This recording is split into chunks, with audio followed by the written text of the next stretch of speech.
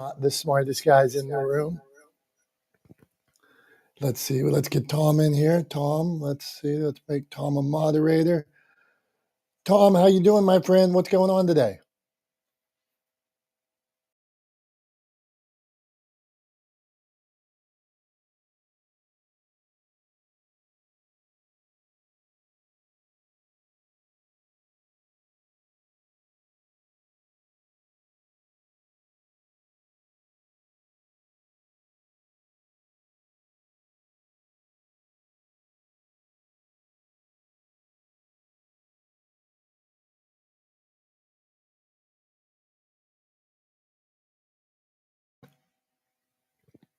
Yo, what's going on, everybody? This is not the smartest guys in the room. Tom's in the house today. I see Tom. Lovely to see Tom. I'm going over some topics here that we're going to talk about today. We're going to talk about views, reels, persistence. How do you know when to stop, when to keep going, when you have a why, you have a belief, you have a mission? Is there a moment where you're like, it's not worth it, it's too hard? Or is that when you should push? When you think it's too hard, is that when you're actually closer than you've ever been? I want to talk about that. How many times a day, like the science behind negative emotions, and how many times a day we think, well, this isn't going to work, this is bad, this person's out to get me, and how that affects your storytelling, your business, things like that. Okay, views, reels, television, collaborations, Tom Brady quitting Amazon influencer program, and people that wait on a project. That's what I got, Tom. So let's see if Tom's around. How's he doing today? Okay, I'm gonna do my pinging, and when we see Tom, let's get Tom in here. Hey, Lisa, how you doing today? Okay, we are going to ping a few people. Tom, jump in when you want to jump in here. Not the smartest guys in the room. Hey, Holly, what's going on? 724, Prof T in the house. I was saying we are going to talk about some subjects here. Views. How hard is it when you make something emotionally, something you believe in, and you get no views? You know, like sometimes I made something the other day on YouTube, and all of a sudden they said there was a rights, like a rights violation, like a copyright violation on it. I had no idea. There was nothing that I did, but I guess I was at the beach and maybe some music was playing in the background or something, and somehow it got picked up on. But I'm like, this is my video that I made myself. And then they gave it then it gets 0 views, and I'm like, oh man, this stinks. So should I be brokenhearted? Should I not make another video? Or Tom, I'm going down this rabbit hole of views, and how the reality is that happens. Like right now, we do this, we live stream it. We also do a clubhouse. Right now, there's me and you in the room. I did a room the other day where it was just me. 'Tis life. I'm still here today. I'm not brokenhearted by it. I made videos about it because it's the reality, of putting yourself out there. Sometimes you fall down. Sometimes you fall in the mud. Sometimes you do a video, and I watched a YouTube video the other day. I'm thinking about going to California again, and a lady was doing a video, and she had like bread in her teeth or something. And then then in the video, she pointed, like when she edited, she pointed to the bread in her teeth, and she's like, bread in teeth. How did I not know this was there? So sometimes you fall down, you get kicked, but that is not a reason to quit. So what's going on with you, man? Let's go into that. Well, we'll invite some people, see what's going on in Clubhouse today, but welcome, Tom. Thanks, buddy. Yeah, I mean, speaking of not the smartest guys in the room, I'm late this morning because I'm an idiot. And let me qualify that statement. So basically, I have this weird thing. And if I'm looking away, if you're on the live stream, if you're seeing this, if I'm looking away, it's just because I'm pinging people into the room as I'm talking on Clubhouse. But anyway, I have this weird thing that Becky and I laugh about. Where for some reason, I don't know if I'm the only person that does this, but whatever time I look at my watch, right? If I look at my watch and my watch says it's 8:30, right? Until I look at my watch again in my brain, it's 8:30.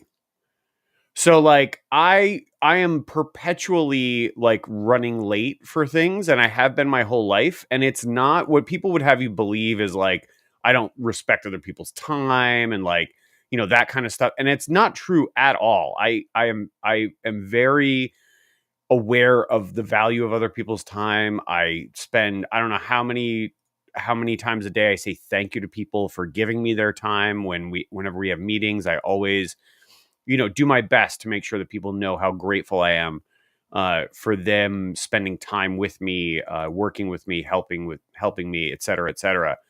So it's not that I'm not cognizant of the value of people's time. It's that for some reason, time stands still in my head until I look at my watch again. Like it's 8:30.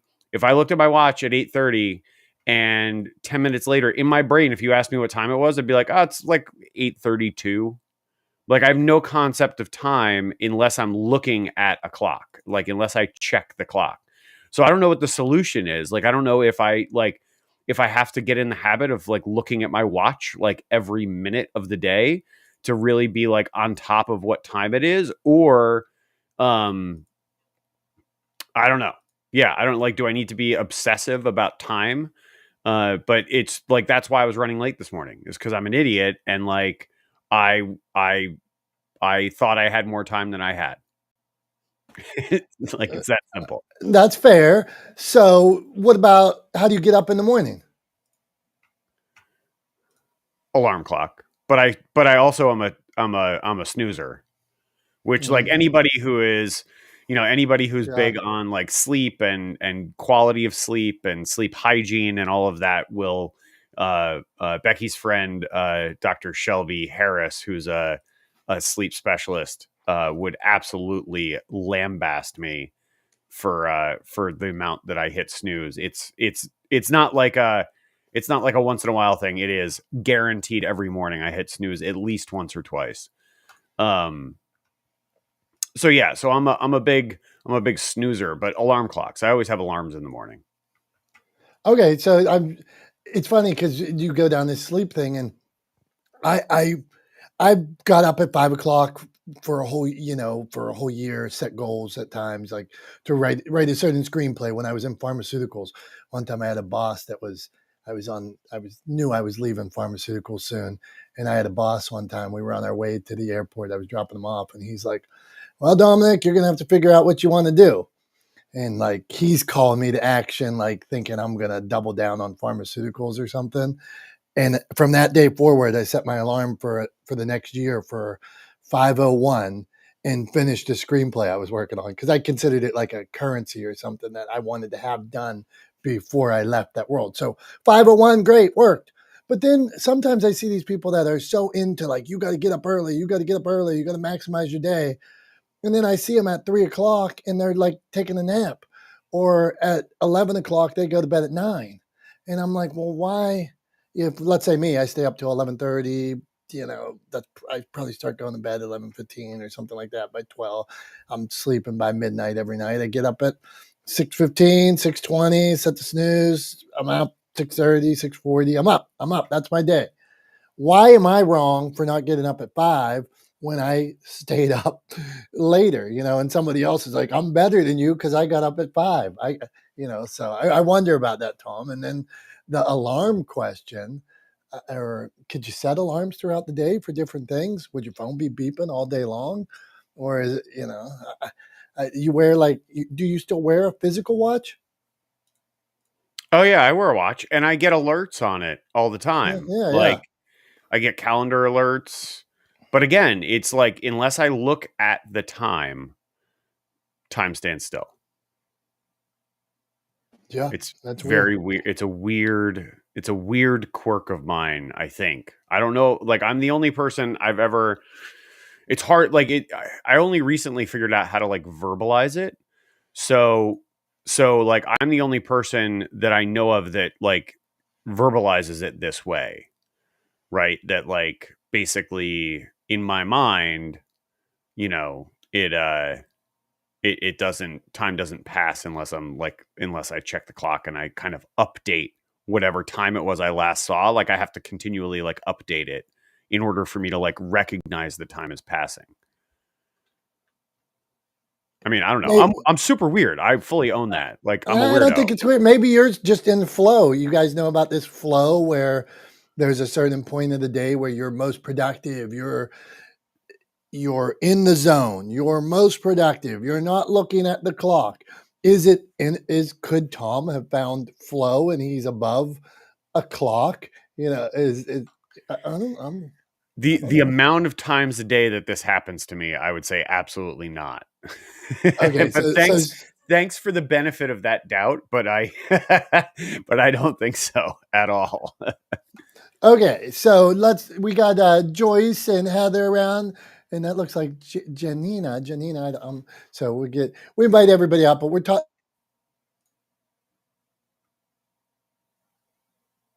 Oh, we lost you, Dom, because somebody's trying to call you. You're popular, so you're muted. You're muted, buddy. Can't hear you. Can't hear you at all. Don't know what you're talking Oh, about. did Don't I know who go you're talking silent? to. We lost you because somebody was trying to call you. You got popular and Oh it man, yeah, muted yeah, you. it's So I don't. accountants. None of us have any idea what you said. I'm sure it was Okay, incredibly. okay. I'm sure it was brilliant. I'm sure it was Okay, brilliant. so anybody watching the live stream, I'm just going to clear my head. Tom says Tom was late today, and I started talking. I swear I was talking for the first 3 minutes of the room with my thing on mute. So shit happens, right? We are so that's really what what we started talking about today. Times we screw up, times where we get no views, times where we think of quitting, times where all goes wrong. And then what do you do? Like, should I quit when I get 0 views? Should I quit when like as an author, should you quit one day when it's day one and somebody doesn't buy your book? Should you quit before? I talk to people every day that wrote a book and never released it. Like, should you quit before you even start? Like, so let's talk about that. What do we do? Tom, you want to lead us off or should we go right to Joyce and Heather and Julie?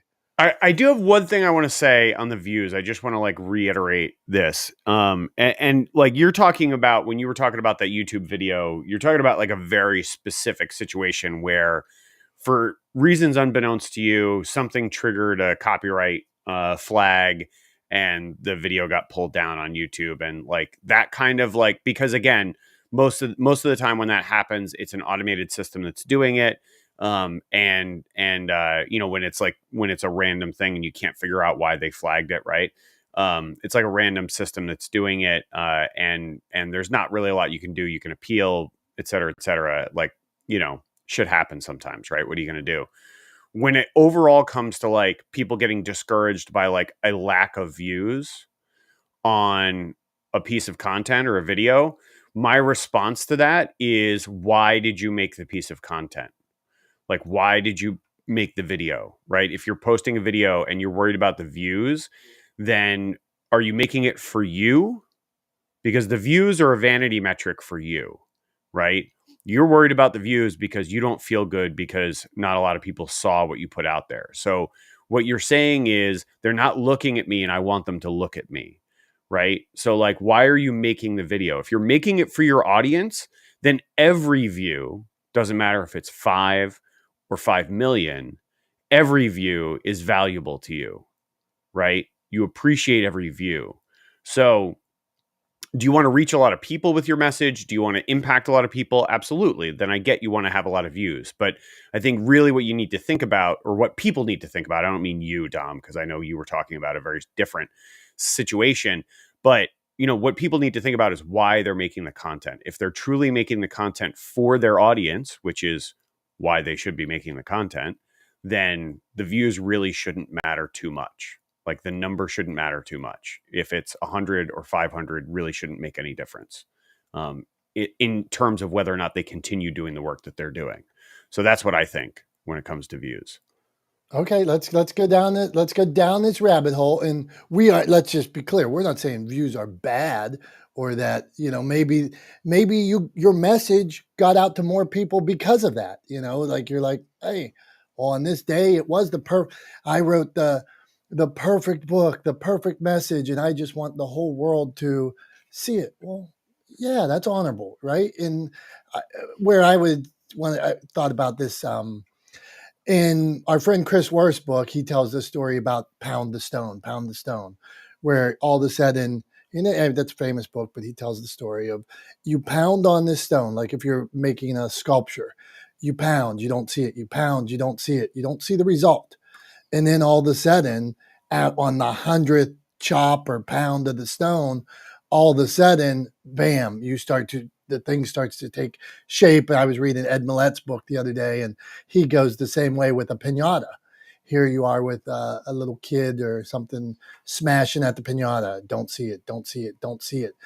But you really are making an impact. And so where I wanted to just offer um, positive vibes or whatever to anybody, think where you are compared to 5 years ago, or when you were sitting there thinking, oh, I'm gonna get on Clubhouse, I'm gonna create a profile, I'm gonna create a thumbnail picture, I'm gonna work on this book. So you've come a long way.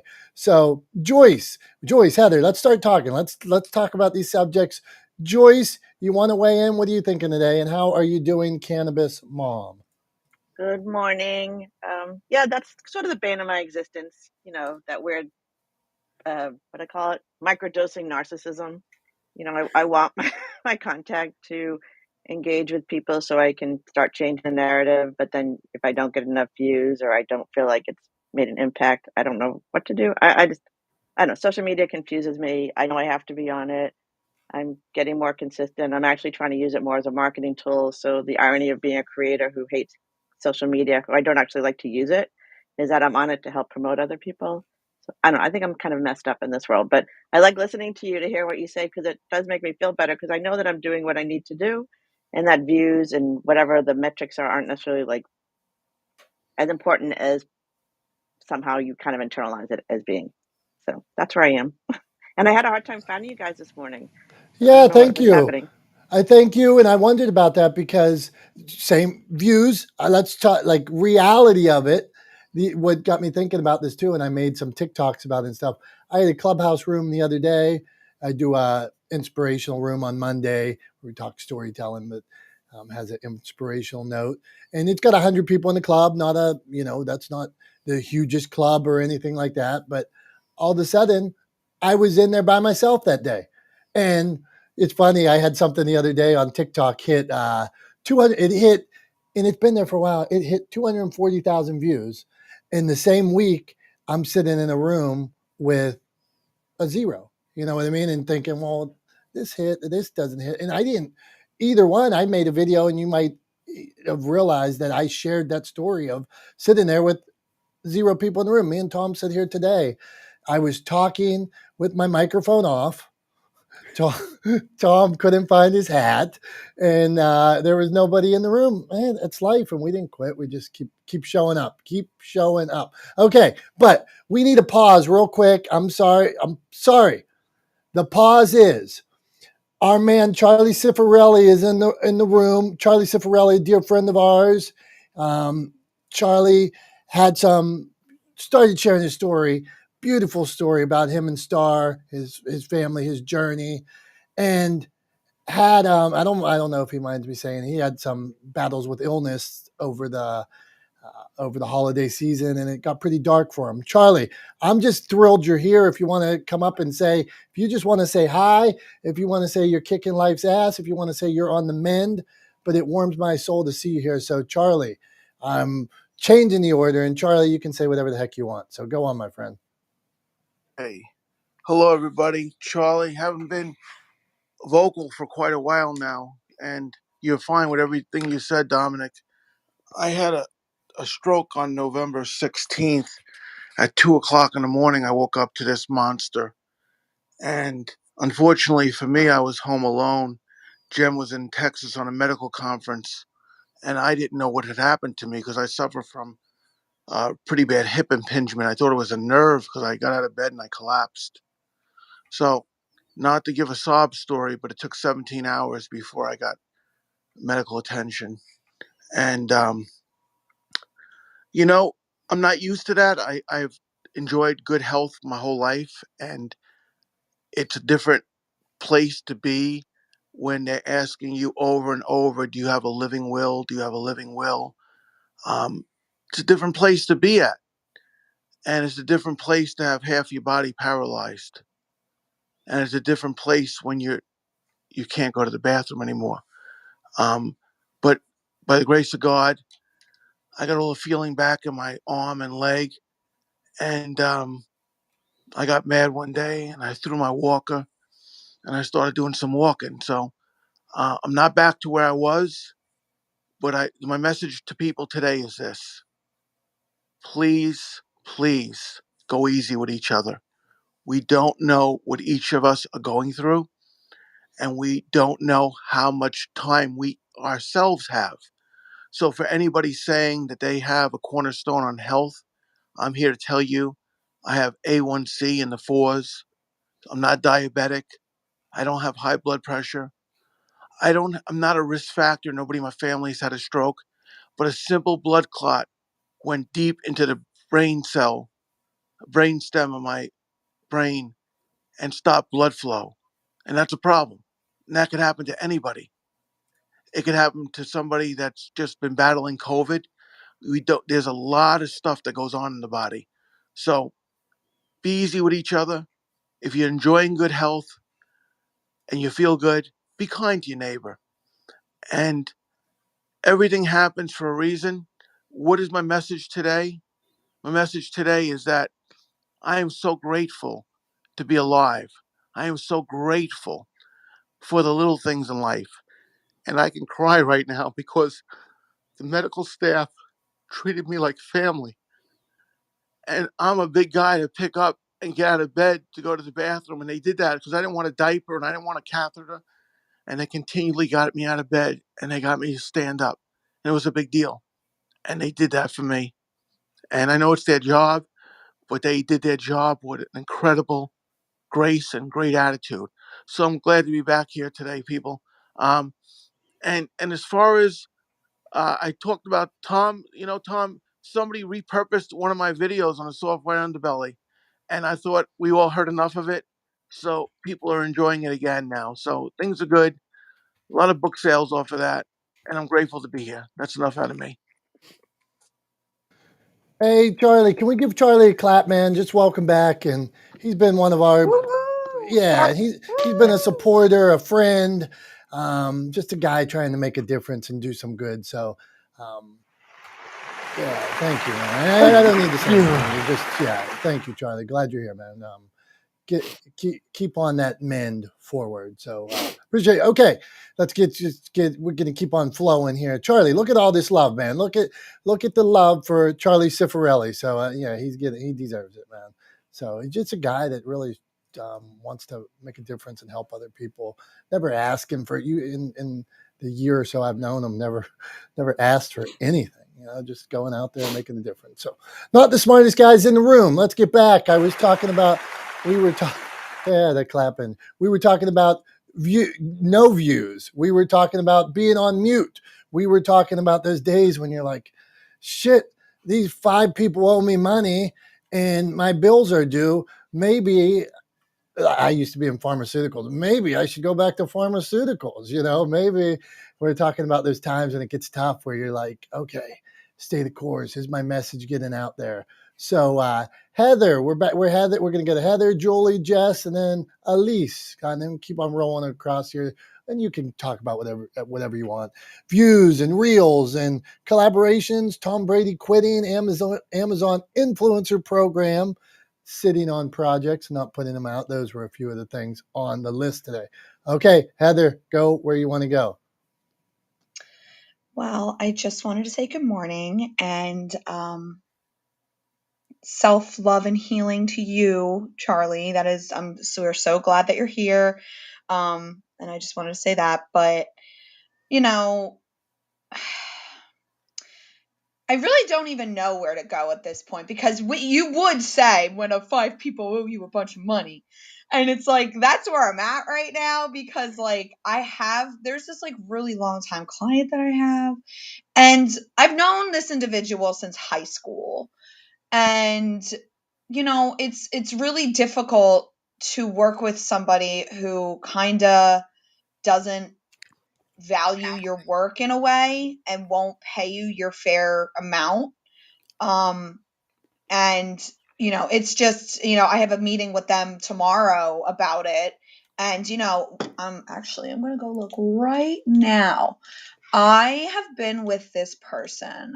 I'm looking at my invoices because I have literally all of the invoices since 2014.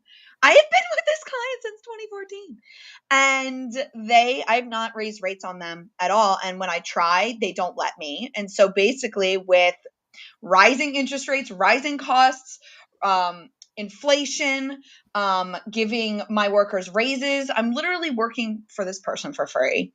And it's difficult to stand up for myself and say, hey, I need to be paid so I can pay my people, so that I'm not losing money working with you, because so I'm just having a really difficult time on like, because I've known this person forever. I don't know if I should let them go because I've known them forever. 1, 2, they run in multiple circles that I run in regards to business. So, loose lips sort of issue. So I'm not really sure where I should go and what to do, if I should let them go, or if I just say like bite the bullet and be like, fine, I'll just keep her at a low rate. And like, it's really difficult to stand up for yourself. And especially when you know this individual for so long and you run in the same circles and they consider you a friend, but then they don't treat you as such. And so it's just really difficult. So I have a meeting with them tomorrow, and I have like almost 10 years of invoices proving that I've not raised rates on her, and it's time. And it's not my fault that the business is struggling, quote unquote, all the time. If that's the Heather, case, then you should, put money elsewhere. I don't know. So I'm looking can for I, advice, to be freaking Heather, honest. Okay. can I ask you a question, Heather?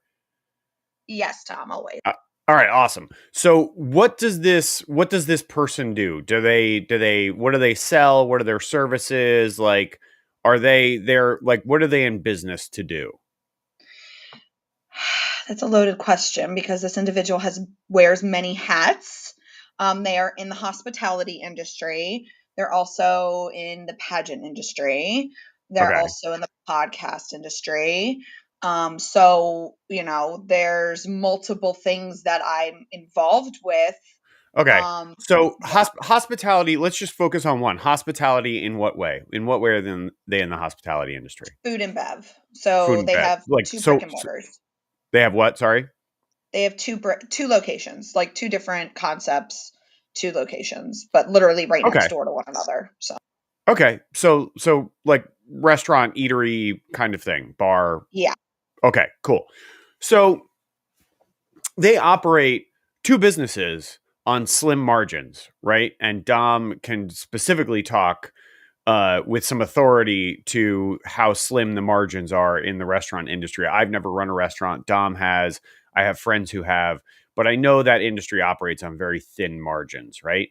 So like, I mean, I would turn it back on them. I would say, look, like I have done my best over the last 10 years to not raise rates. And I would admonish you for not raising rates on them for 10 years. I think you should have. And I think you've kind of made it a little bit harder on yourself by not slowly But bringing their that's rate the up thing. over Every time. time I tried, but I've tried. That's the thing. And the individual's like, we can't afford it. We're struggling. We might have to close our doors. But it's literally like every year that's the same thing. I'm like, well, why have you Yeah. closed your doors yet? I would be willing to bet money that you are not the only vendor they do this to. This sounds like a pattern of behavior. And my response to that, and it might sting in the short term, but it's going to benefit you in the long term. My response to that is, here's the rate, And when they turn around and say they can't afford it, then you say, well, then I'm really sorry, but I don't think we can work together anymore. Period. Like, that's it. Because you're running a business, and you just say to them, look, I'm running a business too. And I understand that there are struggles, but I cannot afford to do this work for you at this rate any longer. Right? I've done my best to be as patient with you as I possibly can be. But at the end of the day, like, Heather, this sounds like a client you got to fire.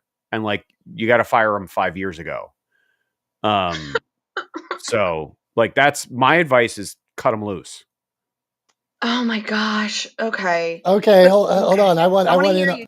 I want in on this too. So if the rate's the rate and they don't want to go up on the rate, why can't you reduce the work?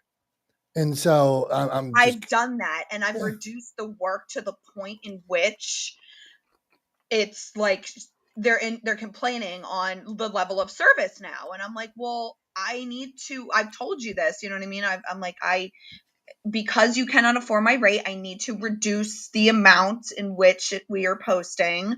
There cannot be multiple edits anymore. We even give the courtesy of giving content prior to scheduling, and then we make one round of edits. But like now, and we even should give captions. She has to approve it. But then, if something goes wrong and there's a caption she doesn't like that's scheduled, she'll turn around and be like, well, why was that posted? I didn't approve that. And we're like, we give everything to you. So it's to the point where it's costing me money for sure. 100% it's costing me money. Tom's given the throat slash motion in a positive way. And you are not a bank. I'm not a bank. You can never work at a loss. You are there, Heather. You are trying to feed yourself and your family.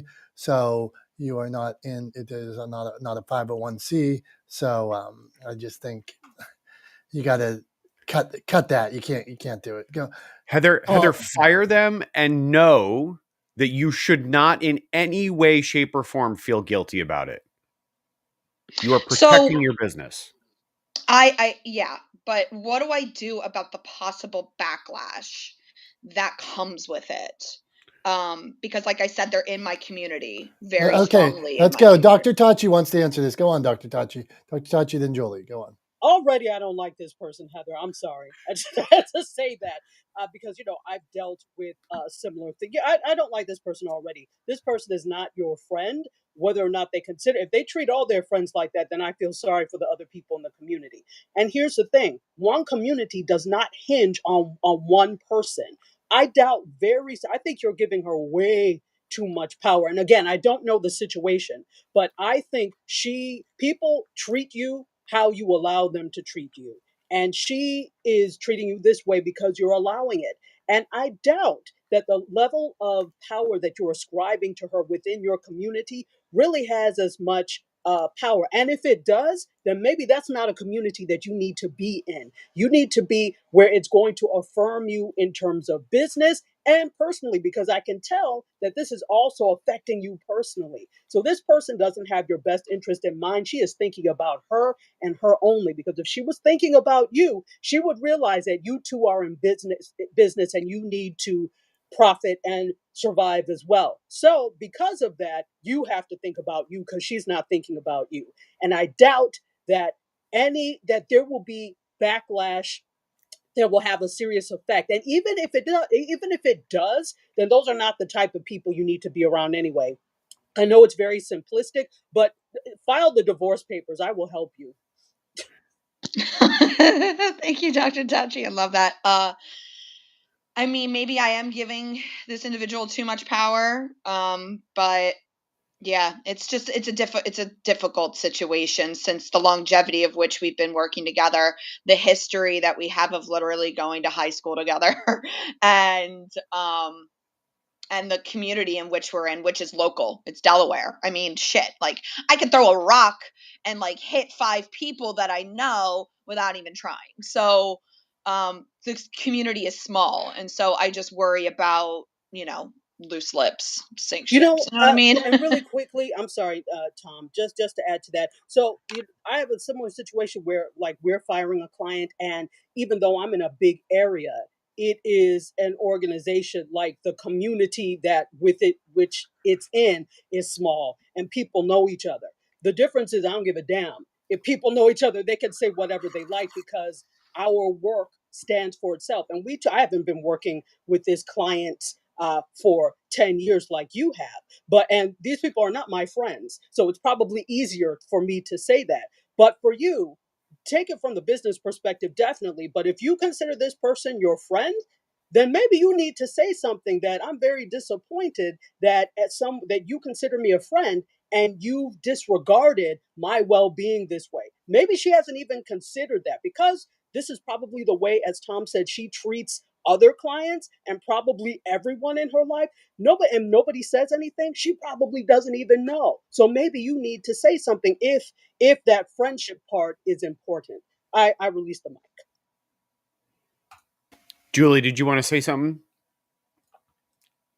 Hi guys, I'm really chomping at the bit of this. So I love everything Dr. Tachi just said, and I experienced situations like this, and I would say the past year where I had to make Sophie's choice. And for all you guys that are like really young, you probably don't know what it is, but it's like choosing one child, who's going to live, this child or the other. And what I want to say to Heather is, how important is it to keep your business alive?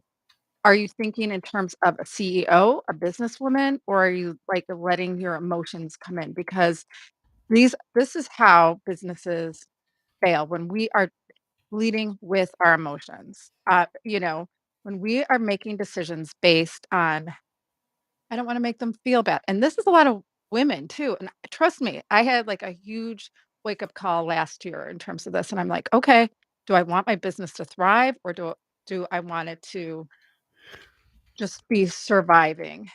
She does not care. She is leading with her greed and ego. And for you to recognize that, you don't have to part ways in a cataclysmic way. This is your policy. This is what you do. And if she wants to be be a client still, she's going to pay you. Otherwise, it's going to bleed over, and it's taking up so much time and space in your head as well. Heather, like, what could you be doing with all this time in terms of, instead of worrying about this quote unquote friend and early on client, you could be doing so many more things. And unfortunately, this is the way of business. So I just want to just remind you that you are a CEO, a badass boss. And, sometimes we have to remind ourselves that it's not personal, it's business. So thank you. That's all. Sorry.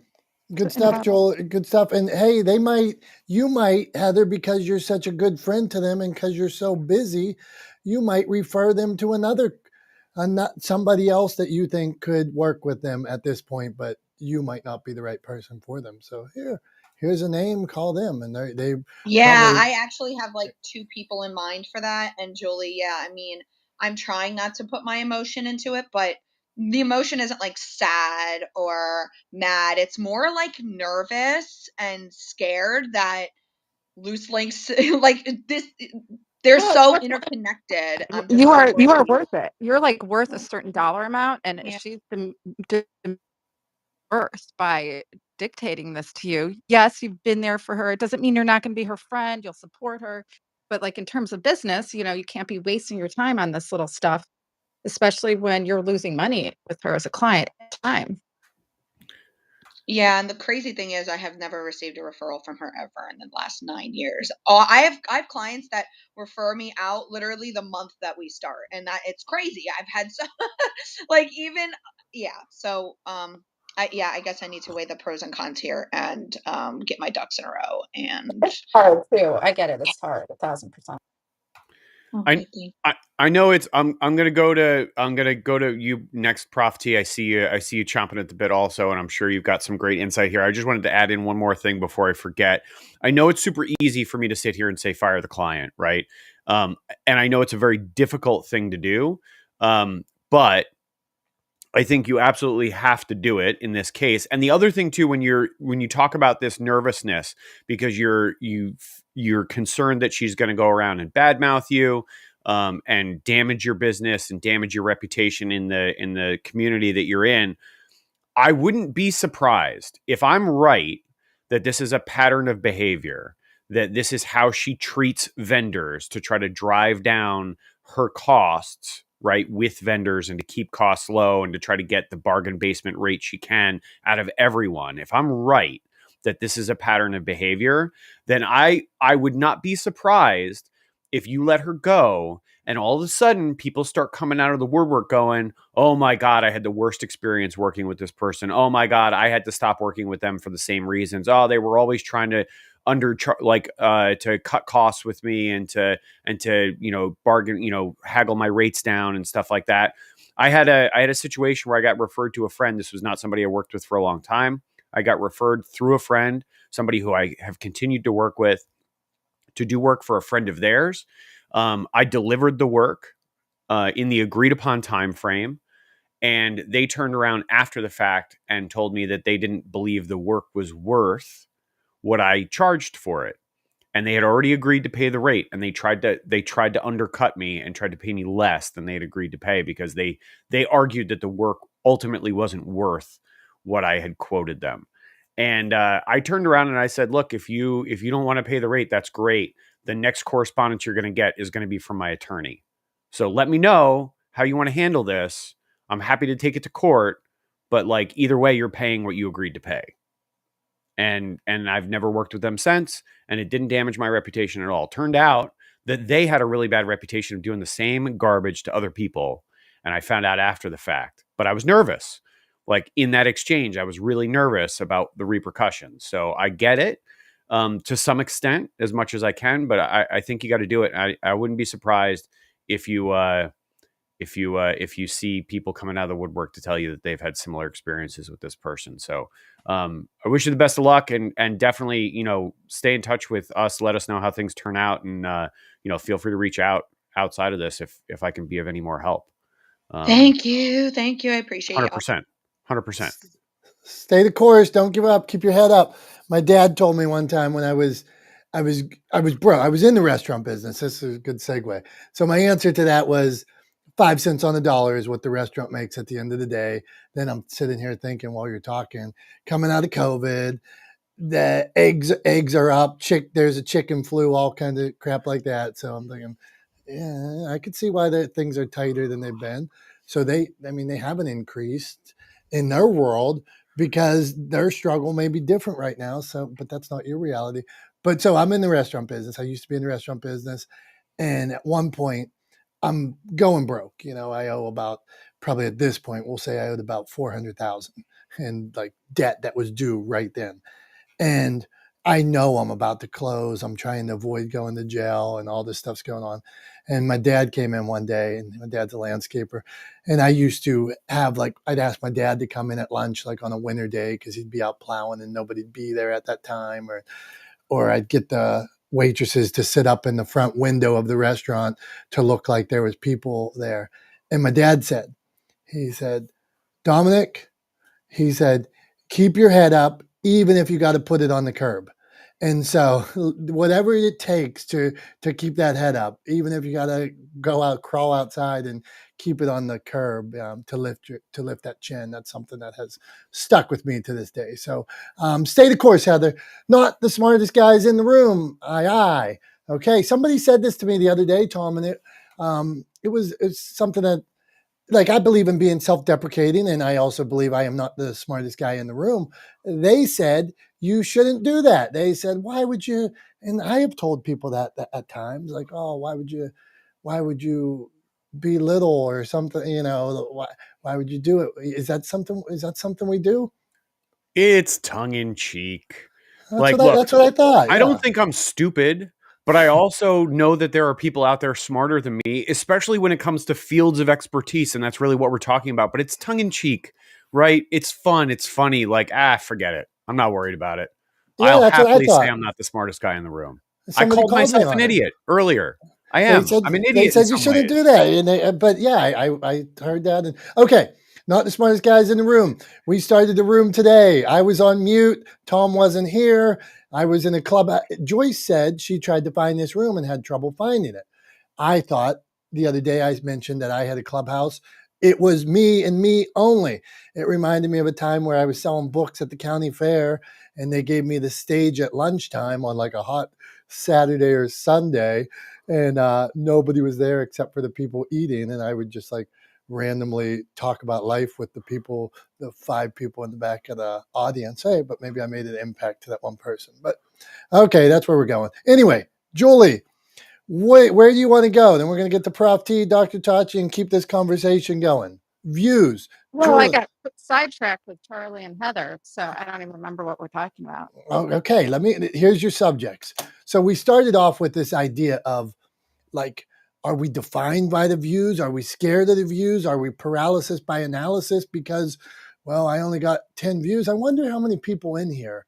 I wonder how many people in this room have deleted stuff because it didn't have a lot of views. Who's guilty of that? I wonder. But go on, Julie. So, I mean, you have clients, you're helping clients with messaging. So early on, when you start crafting your message and sharing your story, you might have one connection. It might be your first podcast, your first post on social media. How do we stay the course, Julie? Well, and I know Tom and I like agreed on this before. It doesn't really matter. Social media, it's, he always hanging the sign outside the brick and mortar, if you will. You have to have it so people know you're there, but it has nothing to do. And I have clients who have like 100,000, 200,000, um, followers, if you will. And, they post a picture of like them with their dog. They get tons of engagements and following, and then they do something like business-like and they get nothing. So it's about like showing a little glimpse of yourself, showing a little bit of vulnerability, not too much. And it's also not putting too much energy into social media. Engagement is everything. Followers, likes, or nothing. I mean, do we all have that big of an ego that we think we need to have 500 likes, 5,000 likes? Does that make, where does that, how does that move the boat? How does that push us forward? How does that propel us forward? I can't, in my mind, reconcile a good answer on that other than you have to have a presence online, and that's it. So I am complete. Thanks, guys. Thank you, Julie. If social media goes away tomorrow, would you be all right? Would you still be there? Yeah, I'd show up 50 different places tomorrow, still be podcasting or still be down in town handing out meals or whatever I'm doing. Would it impact me? People have I been would. brainwashed, don't you Yeah. think? Like, I feel like people have been, I feel like the demigod social media have brainwashed us to think that if we're less than, if we don't obviously have too many followers. It's a way to grab some attention, I mean, it has its values, but okay, not the smartest guys in the room, but I just saw the Surgeon General said people under 13 shouldn't be on it. While it has its good, it also has its evil, and if you have a complete understanding of it, like us talking, some days we get in here and we talk about algorithms. Well, the reason why, understanding it's not that you did something bad when you posted something and your friend didn't like it. And I talked about that a couple of weeks ago. Like I've never looked at I didn't even know you could do that. That looked at who liked your post. Your friend might not have saw it. It might not have showed up in their algorithm. And what, you think they have time to just scroll on you individually and look up your stuff? I read this book. It was Dale Carnegie. It was How to Stop Worrying. And this is like one of Dale Carnegie's lesser known books. And he said, this is 80 years ago. He said, people care more about their own headache than if you die, so they're not scrolling in this. He said it. So it's not me. They're not scrolling on your personal account looking for every updates every half hour from you. They're just living their life. So not the smartest guys in the room. Prof T, what's going on? Hey, Prof T, I saw you up on a big stage. It looked quite impressive. There was her grid system was behind her. Prof T is out doing events. So, Prof T, teach us a little. Tell us what you got going on. How can we be like you? Good morning, everybody. Good to see you. My mind is reeling all of the great conversation in this room. So yeah, I was actually invited to speak at a School of the Trades. It's a very well-known college here in the area, and it's for young men who are looking to be in the trades. It's a great school. You need to look it up, Williamson Trade School. Anyway, yeah, so I was there speaking about the grid system and achieving success through resilience. It was a really good opportunity. I'm doing a lot of speaking. It's what I do, and it's what I have been aspiring to do, and COVID put a kibosh on it for a little bit.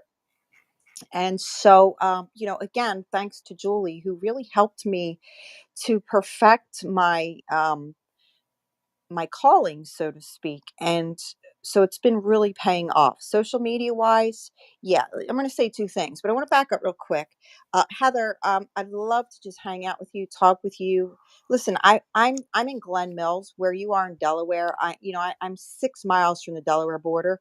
So many companies start LLCs in the state of Delaware because of it's such a lower fee. Taxes are extremely low. The cost of living is a lot lower. I get it, Heather. You got to be careful how you start, adding up your numbers, but you are of value, and I just want you to know that you're not going to be wrong. It's the way of the world right now. Anyway, I have a lot of respect for you. Love what you do. When one door closes, a window at least will open. I promise you. And let's get together. And you're also, Yes, and yeah, that's Glen Mills, PA, correct? yep. Okay, So I with that, have a client up there, so we should get lunch. let's do it. Let's do it. Let's do it. And I'm going to back channel you and invite you to something too. So, well, here's what I'm saying about social media, because I've been in a lot of rooms, you guys, and everyone's clamoring about, I got this many and I got that many, I got these many followers and that many followers. And, if you want to make money, you got to have all these followers and you got to blah, blah, blah. And, sometimes followers don't equal paid customers, paid clients, paid speaking gigs. And I believe that just keep doing what you're doing. And I'm going to answer the question you asked. Yeah, I've deleted stuff. I've gone back and like, oh my goodness, look at my hair, look at my face. The quality's terrible. And I've deleted it. And since being in this room for as long as I've been with you guys, I've learned one thing: don't do that. I learned that from you guys, Dom and Tom. Don't do that. I keep them up there. Somebody might see. I've got people clicking on something from 3, 4, 5 months ago. Oh wow! But here's what I'll land with, you guys. I'm already doing what I'm doing, and I'm very successful. I've already been successful with coaching and counseling in my private practice and speaking. I don't need millions of followers to validate me. However, with COVID, it opened up a whole new world. So I was able to get my book published. I'm now speaking internationally. And there are values that you can place on how it helps you. So don't throw the baby out with the bathwater, but don't let it define you. Keep doing what you're doing. And you know what? People like Julie, who helped me to get to the next level in rooms like this, where I learn and I connect with people. And Charlie, I love you. God bless you. Charlie and I live about 2 hours away. Charlie, you're about 15 minutes from where my sister lives. So I'm looking forward to seeing you when you are ready for some company or some socialization. With that said, this is Prof T from Philly, where it is chilly. We got snow. It's cold, but the birds are hot. And I love social media, but it doesn't define me. I define it. Thank you. God bless you. Boom. Thank you, Prof T. I define it. That is good. That is good stuff. Like I love that idea of I'm going to put out like, and I love this idea of putting out the content that you believe in, that you want to share. Like if me, I try to share inspiration, positivity, and smiles. I saw that monkey that got saved from the Dallas Zoo today. They found two monkeys got stolen, and they found the monkeys. Love it. This is Dominick Domasky's space. You are getting a post about these monkeys at some point. I think I already shared something, but to me, I can't wait. It's weird, it's quirky, it's inspiration. I'm telling you, you're gonna get it. Now, some people might say, "What the hell is this guy posting about? this silly monkey for? What the hell is he talking about? Well, inspiration, positivity, and smiles. So the content that I share is always something that I hope accomplishes that accomplish the content of other people that I help develop and stuff like that. Does it do one of those things? And if it does, well, like those monkeys that they found in an apartment, in a closet of an apartment, they're inspiring. I'm going to share it. All right. Sorry for my sidebar. I'm continuing here. Okay. So we are an eclectic bunch. Make sure you connect with the person above, below, like Prof T and Heather just did. Have a lunch. Me and Charlie had lunch one day. Me and Stephanie Zoom all the time. We're dear friends. Me and Tom have a show now, and we met over COVID and have never met face to face, but we were in groups every Thursday night at the beginning of lockdown. We'd sit there for 2 hours with a bunch of guys from all over the globe, really, and just talk about whatever, So connect however you can. All right. Now, because we're eclectic, because I probably have ADD, which isn't a bad thing, we are talking about persistence. We're talking about views. I'm reading it now. Here's some things that were on the list. Watch this. Here's some things that were on my list. These are my notes. My handwriting, if you're looking at the live screen, my handwriting's not the best. So here's what's on it. Did you ever notice Rush Limbaugh used to always, if you ever listen, every time he read something, he'd always crinkle the papers like this. It was a thing. So anyway, we're talking views, reels, collaborating, Tom Brady quitting. Well, can you quit something? Can you walk away? Finally. This Amazon influencer program. I got to talk to you guys about it. Sitting on projects. Why do we wait? Persistence, pounding the stone. Are we people that are defined by views, be defined by what everybody else thinks? No. Okay, Dr. Tachi, that's my segue. Now let me prepare you.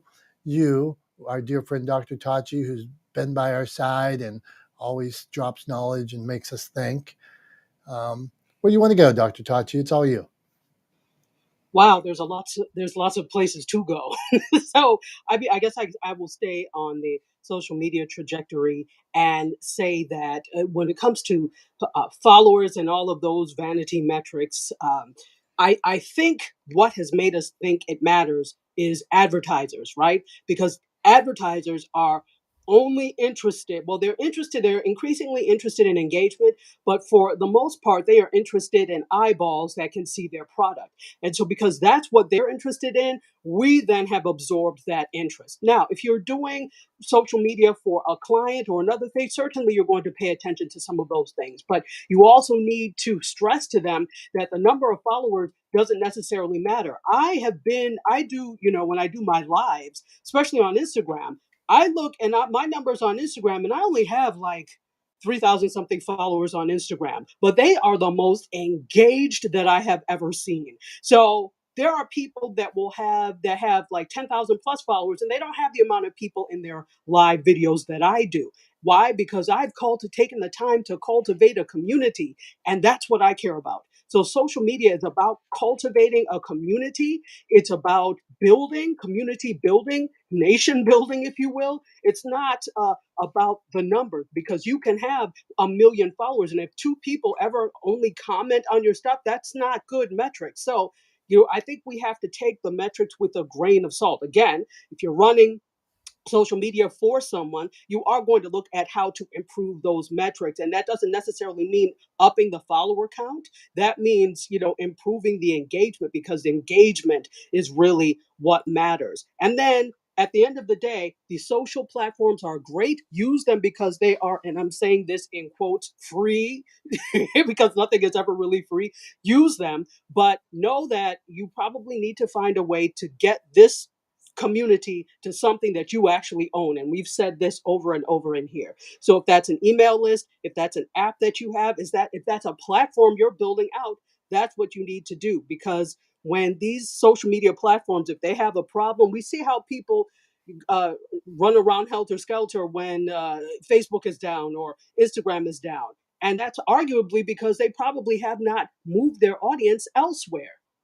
So those are two things to think about. Of course, it's about engagement, but it's about engagement, but it's also about using that engagement and saying, hey, I'm also here.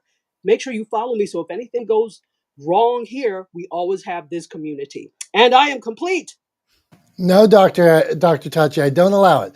So I watch your videos, and one of the things I notice about Dr. Tachi's videos is I'll be watching, and I don't even know how she does it, but I'll be watching, and sometimes I'll comment, and she'll instantly, even with all these people scrolling, she'll make a comment like right in the live stream, talking to whoever. Like one day I'm like, oh, what do you think about this? And she responds instantly. So besides for that, Dr. Tachi, you got any engagement tips for our eager minds? Yes. So what you're talking about, I love people. And obviously I like to, when people come to my house or my virtual house, I like to make sure that they are attended to. So when people come in, you need to be welcoming them in. Even if you did not see them individually, take time periodically to say, let me just take a break and welcome everyone who came in.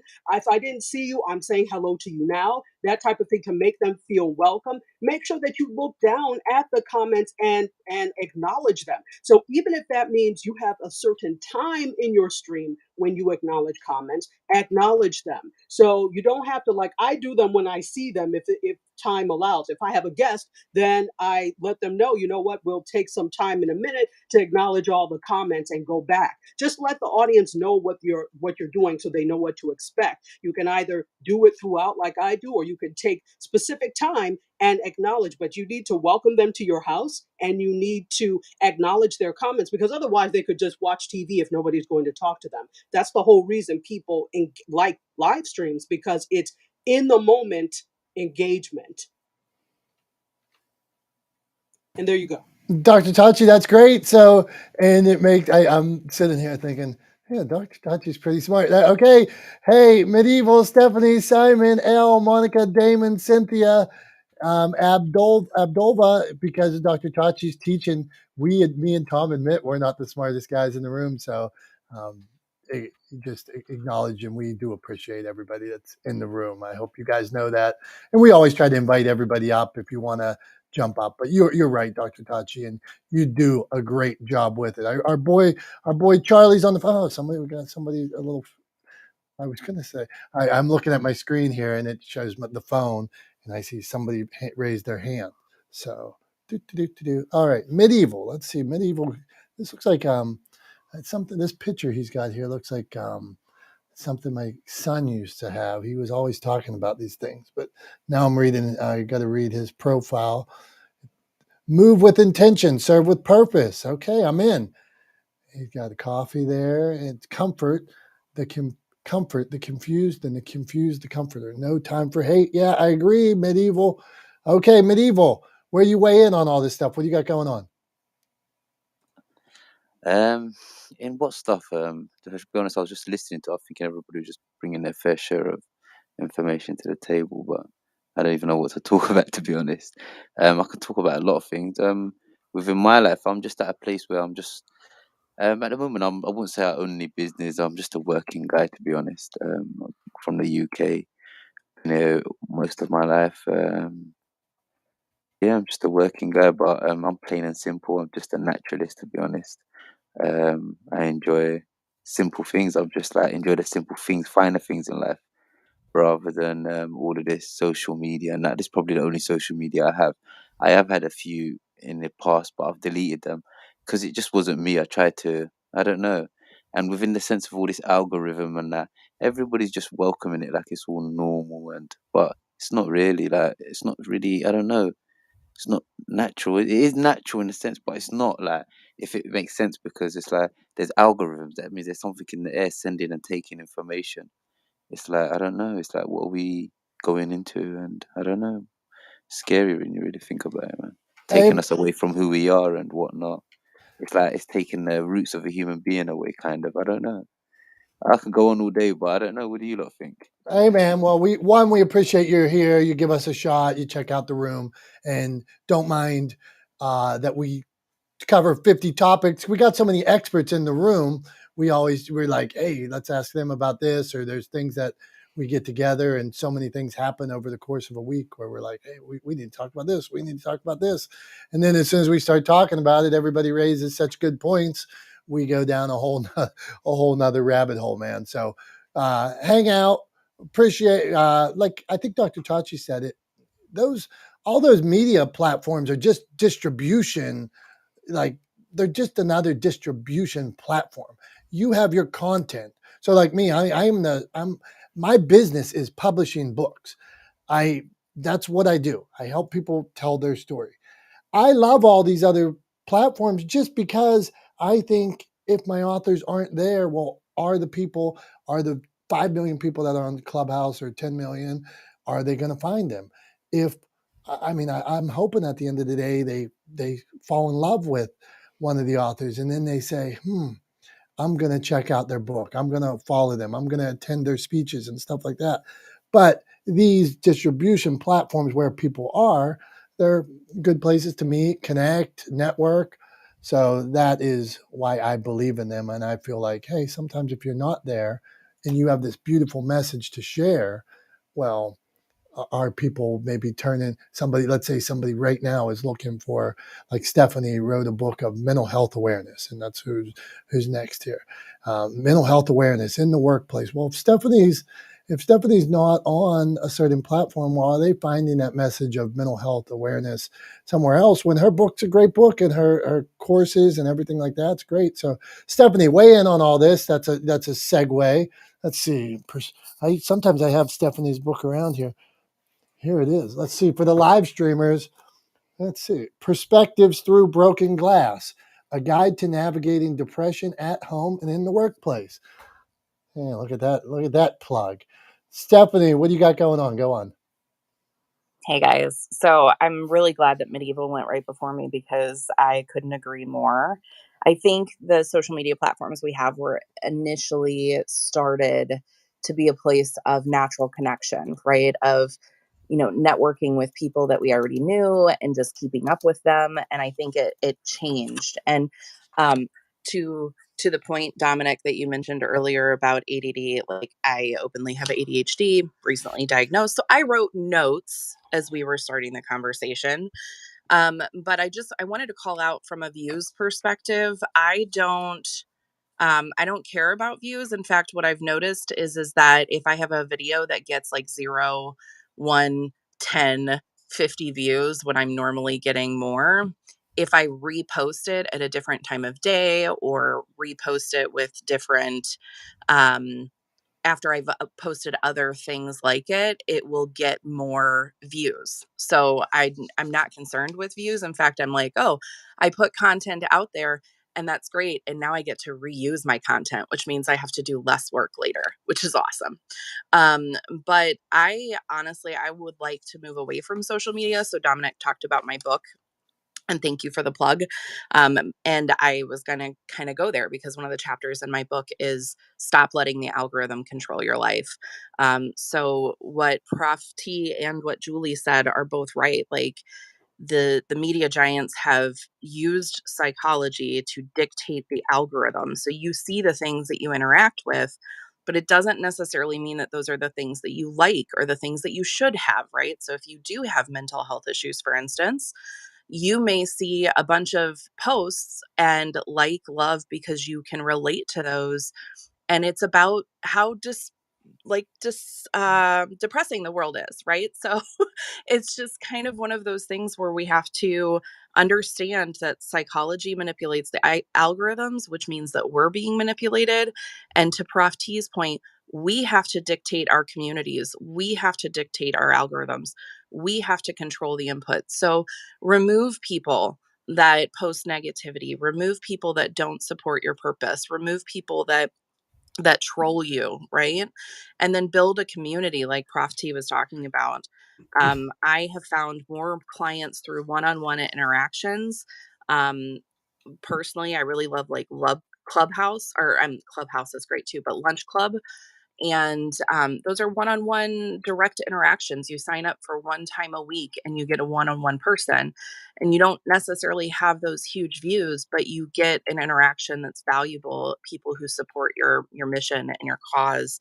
And those are the people that I really want to work with. I'm working on building my own community as well. So And I just recently found an app that allows you to build a group type community similar to a Facebook group, not attached to any other social media. It's just a group app. And I'm working on moving people over there because I want to be able to provide that for people who don't even want to be on social media, like Medieval, right? Like I want them to be able to access that stuff without having to potentially damage their mental health by going online. And I am complete. Thank you. This is Heather. Can I just say something really quick? Go for it. Because, I mean, this has been my moral conundrum my whole entire life in regards to my social media profession. Because social media is so closely correlated to depression and mental health issues. It is a huge thing. I mean, I have 3 kids. Nobody's allowed on social media at all. I use social media as a tool, but there's many other people out there that, use it to connect with other people and to, kind of share their daily lives. And that could be detrimental to your health. And so, I wanted to say, I love this conversation, and I'm so happy to hear that there's this push to, I know it's crazy and I shouldn't say this as a social media professional, but to get off of social media because it is detrimental to our health. It is closely correlated to those who have mental health issues and also those who take their own lives. Trigger warning. And so I'm even doing research about, and I think may push me to do it more, is I was going to do a TEDx talk about the correlation between depression, especially in younger kids, and the use of social media.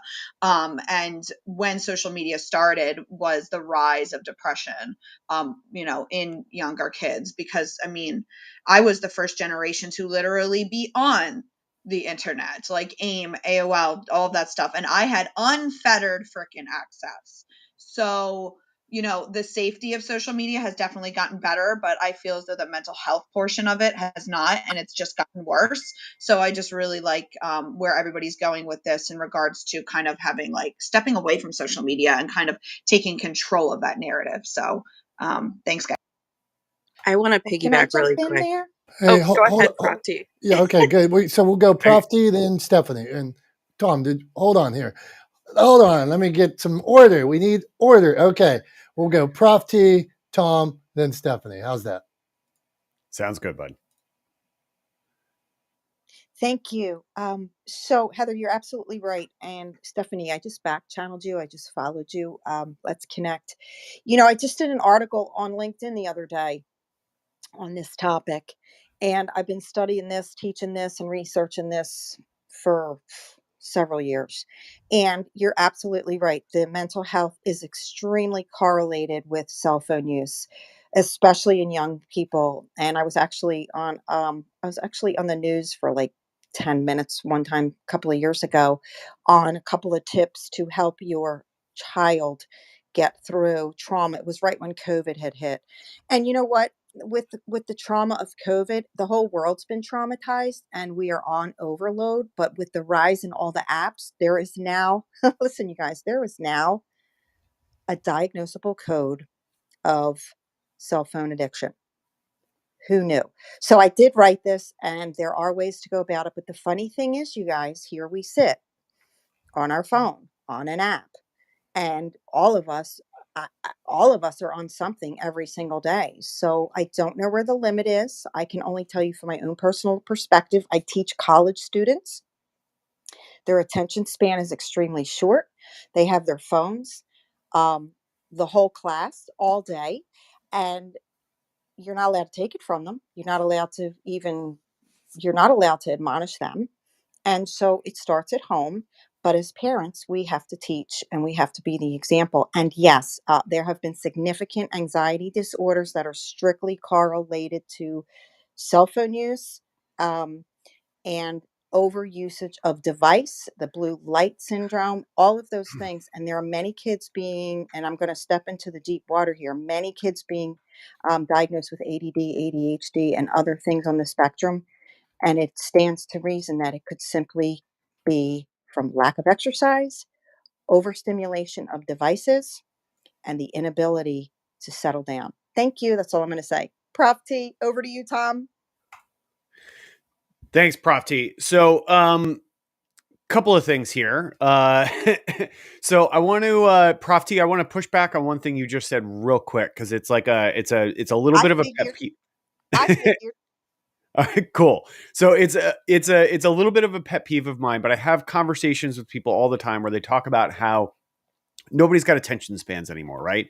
And there's a little bit of an issue with that. Attention spans, our ability to pay attention to things, right? Which is what generally we're referring to when we talk about attention spans. Our ability to pay attention to things, what grabs our attention, things like that, are actually traits that are coded in evolution, right? There are evolutionary traits, things that attract our attention through vision, through hearing, things like that, are broadly speaking behaviors that are genetically coded, are instinctual, right? And are developed over evolution. And evolution doesn't happen in one generation or two generations, at least not in a measurable sense. The change is so incremental that it takes many generations of change over time before you can really see a difference. And so I push back on the attention span thing. And I'm not saying that they're not having difficulty paying attention or they're not paying rapt attention. My argument is that they don't have shorter attention spans. They're just more distracted, right? We just have a lot more stuff coming at us than we did historically, right? So we're more inundated with information and data, right? Than we were in the past. I would argue though that if you rewind the clock and you go back 50 years and you talk to somebody who taught college students, they would say something very similar to you, but they would talk about how the kids were staring out of the window, or they weren't paying attention because they were talking to each other, or they were passing notes or something like that. So I would say that it's not attention span. I would actually take that stand. I would say it's not attention span. It's the amount of stuff that we have coming at us. The other thing that I wanted to say, which is like broadly targeted at this conversation, is it makes me think of when we were talking to Heather before about this undesirable client of hers, and Dr. Tachi said that said to Heather that she thought Heather was giving her too much power, giving this client too much power. And I think we're kind of doing the same thing with social media here. Nobody has to be on social media.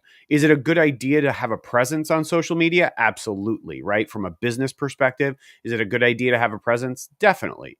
But do you have to? No. There are plenty of people that operate in this world with no presence on social media and run businesses and are successful and happy, etc. So it's not a requirement. The fact that we feel like it's a requirement is more of a commentary on us and the way we're internalizing external social pressures, I think, than it is on what social media is.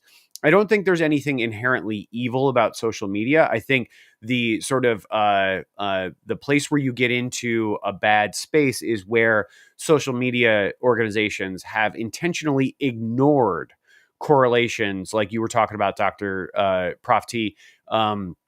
They've intentionally ignored known correlations between rates of teen depression and rates of teen suicide and use of their apps, right? So that's where I think that sort of that practiced ignorance that they've exercised, I think that's the sort of evil thing. The app in and of itself is just an app. There is nothing sort of good or evil to it. It's just computer programming, right? And at the end of the day, all the algorithms are designed to do the exact same thing. And I say this over and over again. I said it in a conversation I had yesterday with somebody, and I'll say it again. I know I've said it in this room before, but every single algorithm on every single social media app they're all designed to do the exact same thing. They do it different ways, but they're all designed to do the same thing. And that thing is to keep you on the app for as long as possible. Because on social media apps, our attention, our time is the commodity, right? That's what they are selling to advertisers. Or our behavioral data is what they're selling to advertisers. And so our time on the app, right, is how they make money. And so every algorithm is designed to keep us on the app and interacting with the app for as long as possible. And that's it. It's that simple. Like, that's what they're all designed to do. They're all designed to do it different ways, but that's what they're all designed to do.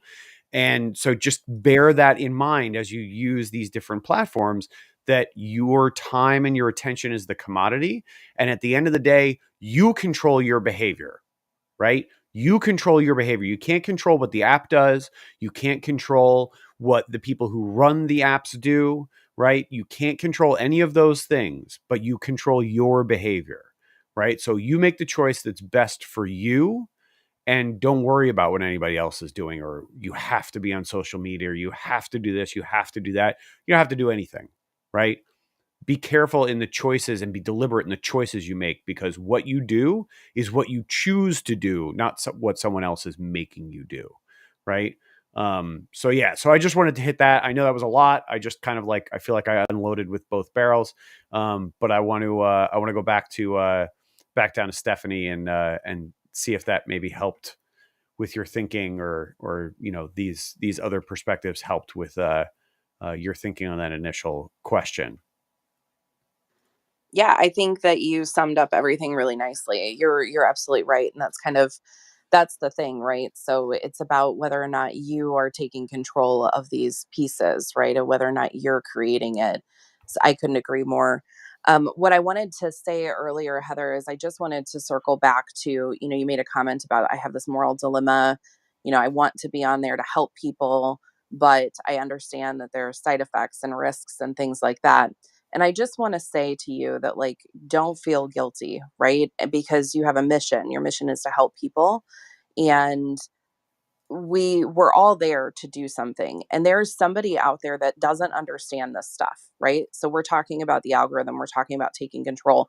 It's because the majority of us who are here understand that that's how those systems work.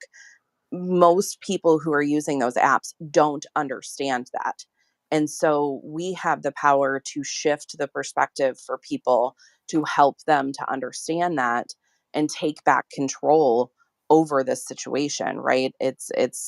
We've been talking about this for many, many years, right? Boycotts and people have power in manipulating organizations to do what we need them to do as a community. And so the more that we talk about this, the more we have open conversations, hopefully the more that it will change, and those algorithms will stop being manipulated in that way, right? And again, like you said, Tom, it's about us taking control and understanding what we need. But until everybody gets on the same page with that, it's going to be us out there making the difference and helping people to understand and shifting that perspective. So I'm done. Hey, thank you.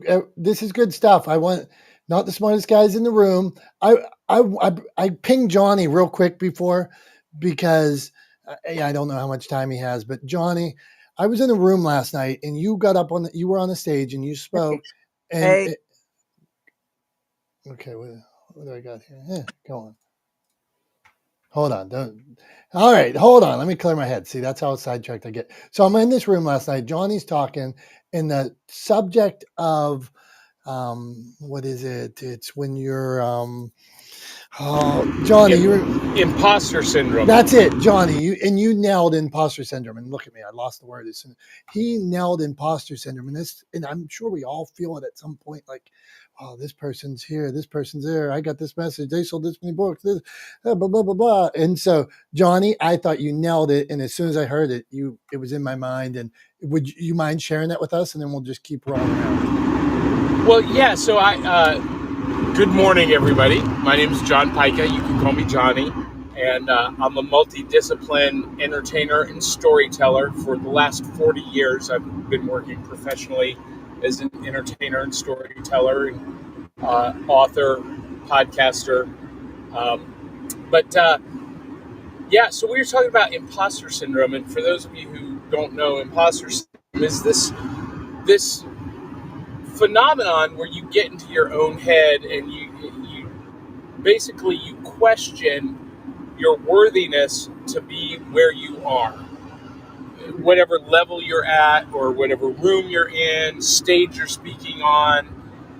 when you question your success, and there's always this voice in the back of your head that says, these people are going to discover I'm a fraud, I don't belong here, nothing, I'm not worth anything that I have.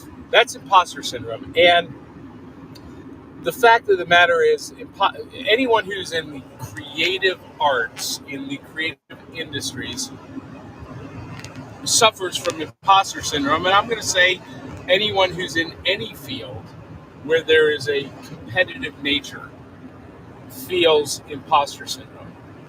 And a dear friend of mine once told me that the only people who have imposter syndrome are the people who are actually doing something worth doing.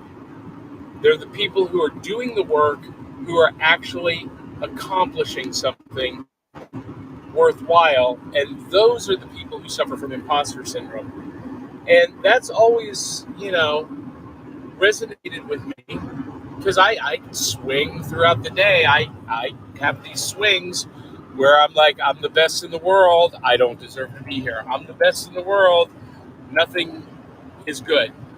And that's me all day long. And the key for me has been to remember to celebrate your wins and your victories. Don't dwell on what you lack or don't have. And here was the example I gave yesterday. We are, my podcast, Back in the Cereal Box, 2 days ago, hit the top 200 on Apple Podcasts in our category. We number 126. Out of the hundreds of thousands of podcasts, we are now ranked at 126. And that was huge.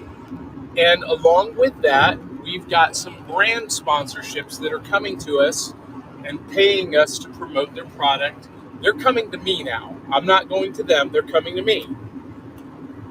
But I let it get all over me that a specific brand that we've been pursuing that is a perfect fit for our audience, for our demographic, for our topic, has completely ghosted me. And I didn't focus on the wins. I focused on this one sponsor that won't respond to emails or phone calls, and completely ignored all of the amazing stuff that is happening. And when you do that, that imposter syndrome takes over, and it can really affect you adversely. So my advice to everybody last night was celebrate your wins. Celebrate the smallest wins. If it's 20 new listeners today, celebrate that with a post on social media, with an email newsletter, e-blast, whatever it is. However you celebrate, make sure you acknowledge your victories, your wins, and celebrate them to avoid the crushing defeat of imposter syndrome. How's that, Dom? Ta-da! Thanks, Johnny, man. I appreciate you. And just that imposter syndrome thing is something that I hear so often. I heard you talking about it yesterday. I think I'm guilty of it. I think probably a lot of people are guilty of it or victim of it, whatever you want to call it. But just Johnny turning it around and saying maybe it wasn't a bad thing. But Johnny, you did sound like you were on a rocket to the moon. So is there something else that you wanted to tell us? But you did sound good and bring it home. But message good, but you did sound like you were on a rocket to the moon. You up in space? I'm in the car driving. Usually when I'm on Clubhouse, I am in the car. Because, kind of dovetailing into the previous discussion before you even prompted me, when I'm in my office, or if I'm on stage, or if I'm involved in another project, the phone gets turned off and put away. So I'm not on Clubhouse or social media a whole lot throughout the work day. I do have some team members that post to social media on my behalf, and I do have some scheduled time blocks throughout the day to do some social media marketing and promotion. But otherwise, I'm not engaged during those time blocks. And I turn the phone off and I put it away so that I'm not distracted, so that I can focus on what I need to do, either working with clients or working on a new creative project or whatever it is. So long story short, the only time I'm on Clubhouse is when I'm driving. Right on, brother. And we appreciate you for it. Keep on driving. Go on, Tom. I was just gonna say, so like, here's what pops into my head when I hear imposter syndrome, and maybe I'm dating myself a little bit, but if you remember, it was part of the Wayne's World skit from Saturday Night Live, but they did it in the movies too, where Wayne and Garth would do the "I'm not worthy" thing and like get down on their knees and bow down, right? I don't know if anybody else in the room like, throw a clap up or something if you remember that, if you can like hear it in the back of your head, hear them going, we're not worthy, right? So like that's what I think of. That's like how I analogize imposter syndrome. Is I think like in the back of my mind, like that's the voice that I hear, right? When like somebody hits me with praise or like congratulates me on something, you hear that voice in the back of your mind going, we're not worthy, we're not worthy, we're not worthy. And, I think to Johnny's point, if someone decides to give us praise, if someone decides to laud our accomplishments, if someone else decides to congratulate us on something, then we are worthy because they decided we were worthy, right? It's not up to us to decide whether or not we're worthy to accept their praise. Like they're the ones giving it, right? So accept it graciously is like the sort of the lesson that I was taught, more as an adult than as a kid. Humbly and graciously accept the praise. But then the other thing too, when Johnny talks about like, celebrating your wins, a great framework to do that if you struggle, with this we're not worthy voice in the back of your mind. A great way to celebrate your wins is to do it through the frame of gratitude. So rather than posting on social media and feeling like when you look at those posts that it comes across like bragging or that you're patting yourself on the back, talk about how grateful you are for all the people that listen to your podcast, or all the people that have joined your community, or all the people that have subscribed to your business, or whatever the case may be, right? Talk about how grateful you are for the opportunities, how much you value the people that are part of your community. Talk about it through that frame rather than talking about the accomplishment in and of itself, right? And it's a great way to sort of avoid imposter syndrome getting in the way of you celebrating accomplishments in your life. So do it through the frame of gratitude, and that way you don't have to feel like you're patting yourself on the back, or in the back, like, or what I hear in my mind is my mom's voice when I was a kid saying nobody likes a braggart.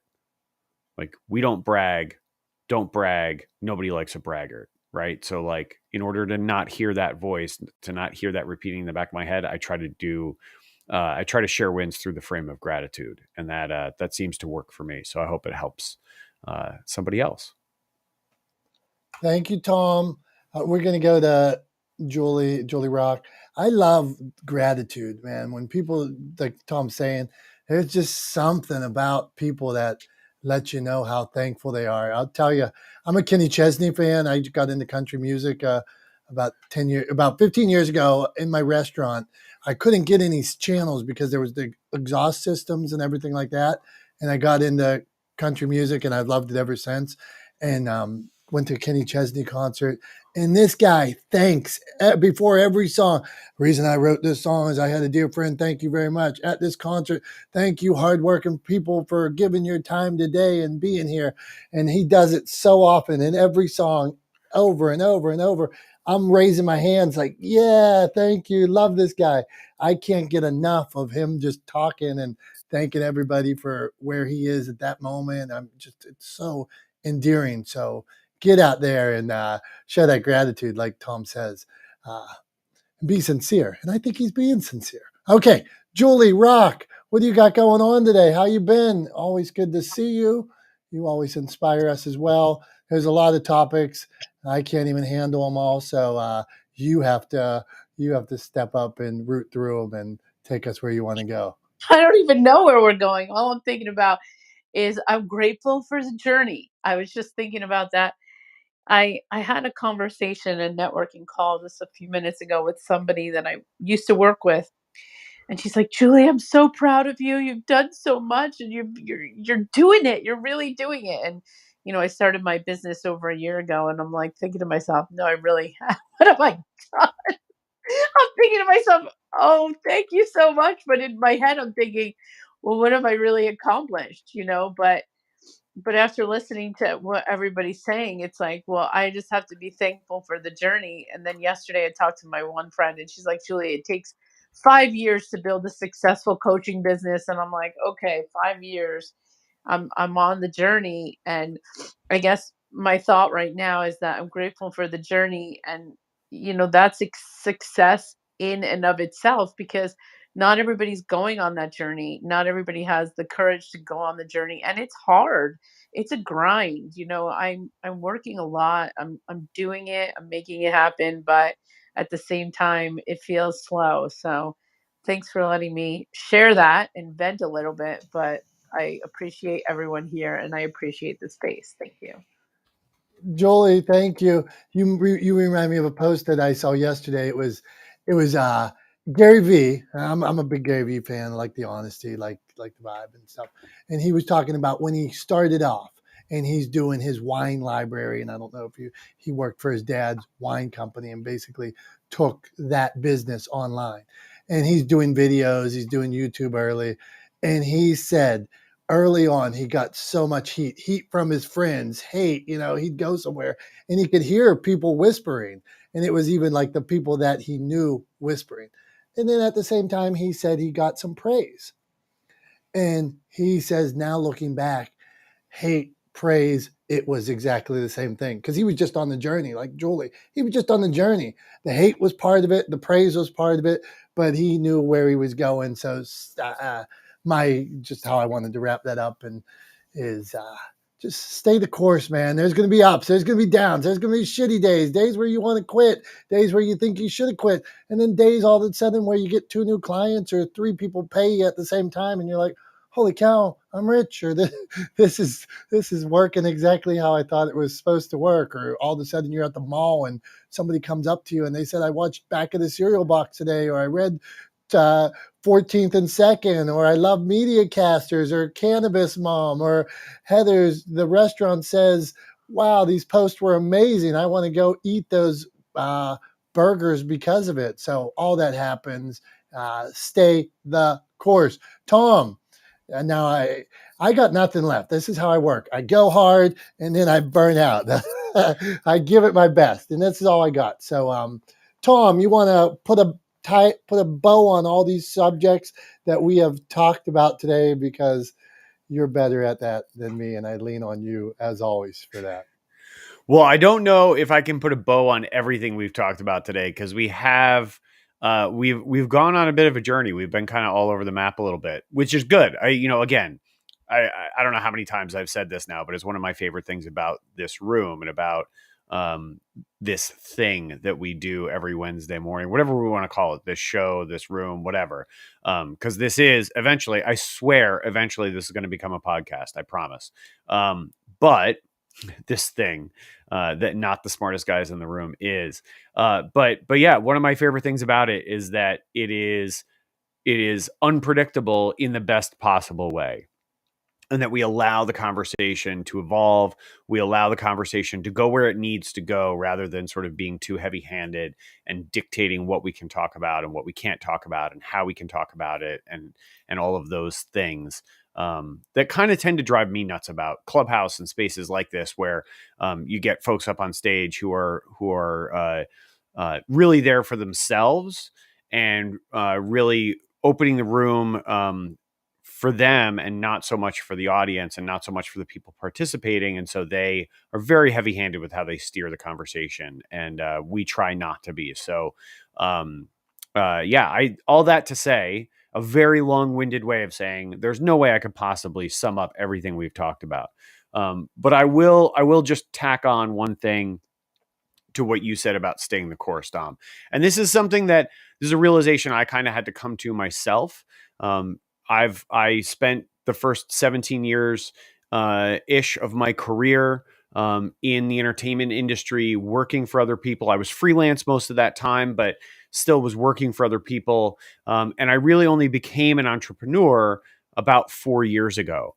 And in the course of becoming an entrepreneur in the last 4 years, I've realized that no one has everything all figured out. No one starts their business knowing all the answers. No one takes the next step in their business knowing exactly what the outcomes are going to be and how things are going to shake out in 5 or 10 years. In fact, most people, if you ask them what their 5-year plan is and then check in with them 5 years later, it's going to look dramatically different from what they described to you, right? So all of that to say, I've spent 4 years. I've finally come up with a mission for my business, right? Like it's taken me that long to really kind of like hone in on things. So business, entrepreneurship, life is a long game, right? There is no hack. There is no shortcut. You just have to stay the course. You have to put in the work and you have to be patient.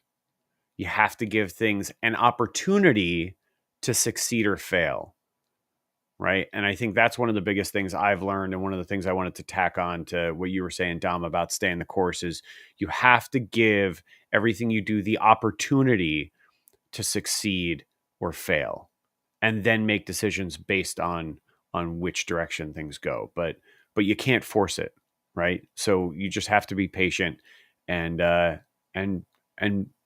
put in the time, put in the work, right? So that's it. That's all I got for today. Now I'm going to say that I'm all tapped out, and want to end this just by saying thank you to everybody for being here. We really appreciate all of you. We do our best to let you guys know that at the beginning of the show, at the end of the show, by bringing everybody up on stage, by giving everybody a forum in which to ask questions and share tips. And we hope to see you guys here again next Wednesday with not the smartest guys in the room, aka Dom and myself, Tom. We'll see you guys then. Thanks so much for being here. Love you guys.